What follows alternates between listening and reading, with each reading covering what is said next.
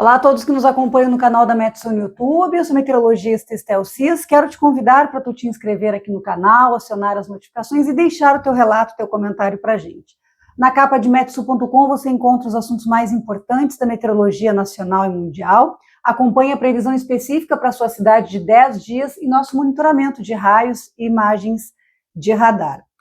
Esse boletim é para falar de clima no segundo semestre de 2023. Quando a gente faz uma projeção para meses, nós damos o nome de tendência climática, porque não é a previsão do tempo do dia a dia, detalhada, com temperatura, com horário, é diferente. É uma análise que a gente faz mensal, todos os meses revisamos os dados de tendência de clima, seja para temperatura, para chuva, e todos os vetores que interferem nisso. Um deles é o fenômeno climático El Niño. Então, é preciso uma análise mais profunda desses dados para que aí a gente possa ter a nossa visão, nosso entendimento do que pode ser a tendência de clima dos próximos meses. Então, diante dessa condição, a nossa análise, primeiro, ela se baseia no fenômeno climático El Niño, que se desenvolveu muito rápido neste ano. Os últimos dados da Agência de Oceano e Atmosfera, NOAA, dessa última semana, registraram uma média semanal de temperatura nessa região Ninho 3.4 de 1 grau, ou seja, a temperatura está 1 grau acima da média na região de monitoramento Ninho 3.4 e quase 3 graus acima da média aqui na região leste do Oceano Pacífico Equatorial. Então, são duas medidas. Essa medida que é importante, ela tem estado acima da média há meses e ela tem uma correlação com a chuva e a temperatura aqui no sul do continente. E o fenômeno climático El Niño clássico, que a gente vê todo esse aquecimento na região equatorial, que interfere no clima mundial. Em diversas partes do planeta, nós temos muito forte a influência, muito conhecida, a influência do fenômeno climático El Niño. Então, essa condição que nós temos agora, neste começo do mês de julho, já dá para dizer que é um El Niño fraco ou moderado. Então, essa é uma informação que nós temos. Nós saímos de um quadro de 3 anos de Laninha, a neutralidade foi um período muito curto, e já temos no começo do mês de julho um El Niño com intensidade fraca a moderada. Olhando as projeções atualizadas agora, no final do mês de junho, para os próximos meses, para os próximos trimestres, aqui a gente tem até fevereiro, março e abril de 2024, a projeção desses diversos modelos dinâmicos e estatísticos, de uma intensificação do fenômeno climático El Niño, ou seja, aqui está a linha de zero, haverá um aquecimento mais forte pronunciado nos próximos meses, e o pico de aquecimento desse evento de El Niño deverá ocorrer no último trimestre de 2023, outubro, novembro, dezembro. Será entre esses meses que teremos esse aquecimento máximo do fenômeno climático El Niño. Aí vem a dúvida, em que intensidade esse fenômeno vai chegar, vai alcançar? Não é dúvida, porque a gente não sabe, tem que avaliar muitas condições atmosféricas, oceânicas, para entender como é que esse El Niño vai evoluir. Diversas ferramentas que a gente analisa, outros vetores que interferem nessa evolução, nos trazem um indicativo de um El Niño forte, muito forte, que poderia alcançar entre 1,5 graus, 2, a gente vê que nessa média dos modelos, principalmente os modelos dinâmicos, uma tendência de um aquecimento que pode superar 1,5 graus a 2, e alguns modelos chegando a indicar 2,5 graus acima da média, o que estaria dentro dos eventos de El Niño mais intensos.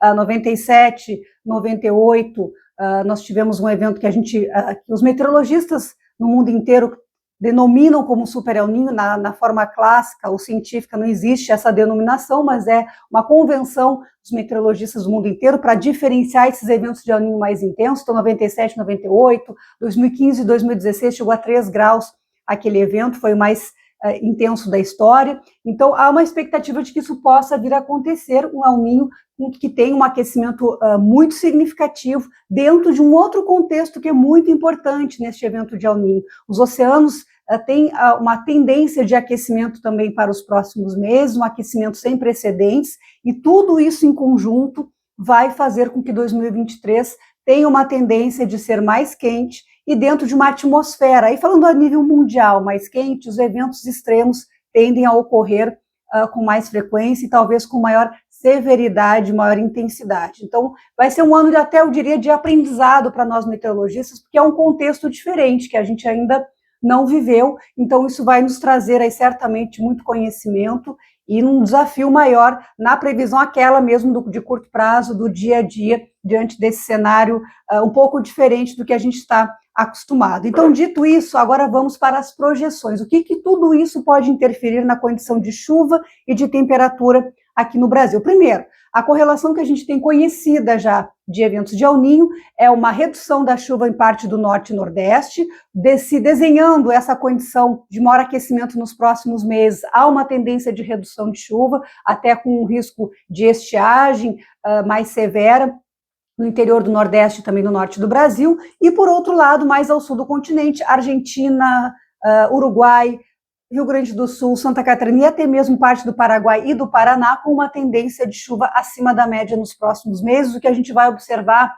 vai perceber intuitivamente, não diria nem na forma de dados, a partir do mês de agosto, quando a frequência de eventos de chuva começa a aumentar e o volume de precipitação da mesma forma fica mais elevado. Então, eu trouxe aqui primeiro a projeção do ECMWF, modelo europeu, para o trimestre de junho e agosto. Entra a parte de junho, a gente teve aquele excesso de chuva ali no Nordeste Gaúcho, e vai até agosto, julho e agosto. Já nesse trimestre, tem uma tendência de chuva acima da média. Interessante observar que pega aqui parte de Mato Grosso do Sul, São Paulo e os 3 estados do sul do Brasil, com essa tendência de chuva acima da média, e os outros estados mais ou menos dentro da média, que seria uma condição mais seca. Interessante o trimestre a seguir, setembro a novembro, quando haverá essa intensificação do fenômeno climático El Niño, já estará próximo do seu pico, e fica muito pronunciado essa projeção de excesso de chuva na primavera, especialmente pegando o Paraguai, Argentina, parte do Paraná, Santa Catarina, Rio Grande do Sul e também Uruguai. O Uruguai vive uma crise hídrica grave, isso nos traz um alento, porque haverá uma reversão deste quadro, provavelmente em algumas áreas até saindo da seca para uma situação de enchente, de cheia, como aconteceu em alguns municípios gaúchos. Então, essa é uma tendência positiva. Agora, por outro lado, o setor agrícola é muito apreensivo, porque justamente no momento de plantio da safra de verão poderá haver alguma dificuldade, ou talvez uma grande dificuldade, um desafio, em razão dessa chuva que pode ser excessiva. Muitos dias de chuva, não é só isso, quando a gente fala de setembro a novembro, é o período de primavera, em que os temporais são mais intensos, mais frequentes, dentro da nossa climatologia, daquilo que a gente já conhece, e com esse vetor de aquecimento, tende a potencializar esse risco de temporais. Se a gente for olhar na história, e é importante que a gente faça essa referência histórica, porque o passado nos ensina muito também para a projeção futura. Em 97, em termos de clima severo, né, condição de tempo severo, houve um evento de tornado muito forte em Itaqui na primavera de 97, e em 2015 foi aquele temporal de granizo terrível que afetou a região metropolitana de Porto Alegre. Canoas foi uma das cidades mais afetadas naquele evento, granizo de variados tamanhos que trouxe muitos prejuízos. Então, foram em primaveras sob a influência de fenômeno climático El Niño. Então, o risco de tempestades mais severas, com vento forte, com granizo, com situações também até mesmo que podem dar origem a tornados. 1% das tempestades dão origem a tornados, é um percentual baixo, mas se vai aumentar a frequência de tempestades diante de um cenário de El Niño, é preciso ficar atento.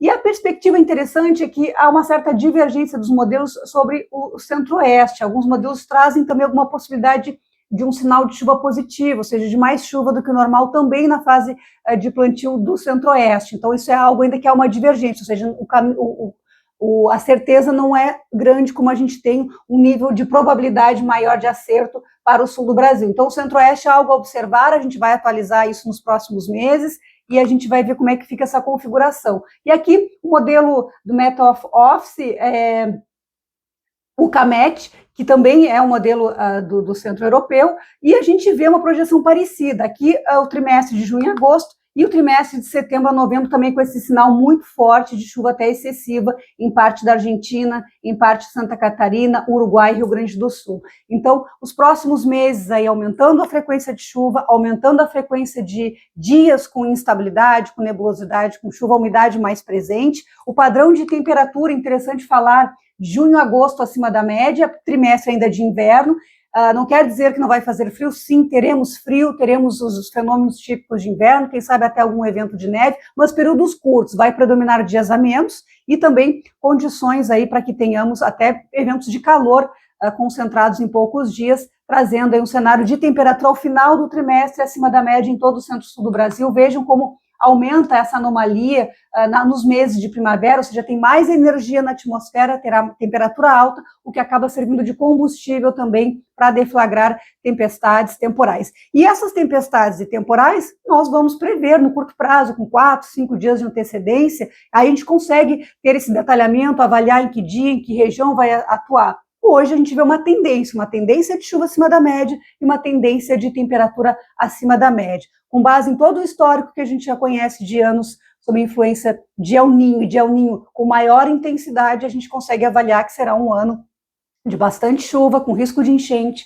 com risco de inundações repentinas, com risco de deslizamento de terra, porque poderemos ter muitos episódios de chuva volumosa num curto espaço de tempo. E esses eventos a gente vai conseguir prever e alertar a todos que nos acompanham nas redes sociais, aqui no canal e também em metsul.com. Continue ligado em metsul.com, que a gente tem muito conteúdo, muita informação ainda para você sobre El Niño, sobre todos esses eventos de chuva que tendem a vir aí nos próximos meses. Até mais!